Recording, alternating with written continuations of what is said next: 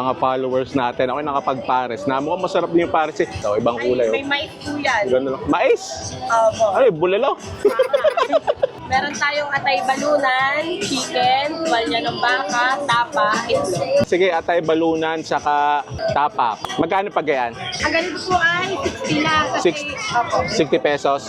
Every additional po, 40 pesos. Nakahiwalay daw yung tapa. Thank you. Ari daw ay tapa ng manok.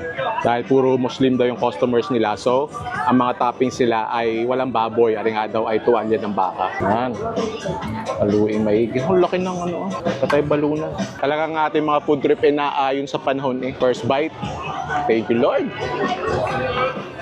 Yung tapang chicken niya, buto-buto. Kaya malasa-malasa. Tapos purong malagkit yung gamit na bigas. Sarap ng pagkakatimpla ko ah. Yun yung sabi ko kanina, street food at night, it's different. Lugaw at night, lalo pag karning kasasarap ang toppings sa katimpla, it's different din. Ay, siya, tikme kong napapaibig!